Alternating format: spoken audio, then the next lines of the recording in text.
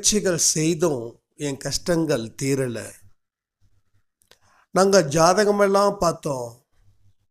அவங்க சொன்னாங்க, இன்னும் ஒரு 3 வருஷம் இன்னும் கடும் துன்பத்தை நீ கடந்து தான் ஆகணும் அப்படின்னு. அவங்க மட்டும் சொல்லலை, பல பேர் அப்படி தான் சொன்னாங்க.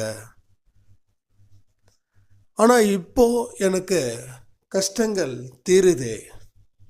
இந்த கஷ்டங்கள் தீர்ந்து வேறு கஷ்டங்கள் வந்துடுமோன்னு சொல்லி எனக்கு பயமும் இருக்குது. அதே போல் இந்த கஷ்டங்கள் தீர்றதால சந்தோஷமும் இருக்குது. நான் தெளிவான மனநிலையில் இல்லாமல் இருக்கேன். எனக்கு இதை பற்றி கொஞ்சம் விளக்கம் வேணும் அப்படின்னு ஒரு சாய்ராம் கேட்டிருந்தாங்க. இந்த ஜாதகம் இந்த மாதிரியான சில விஷயங்களை நான் பெருசாக நம்புறதில்லை.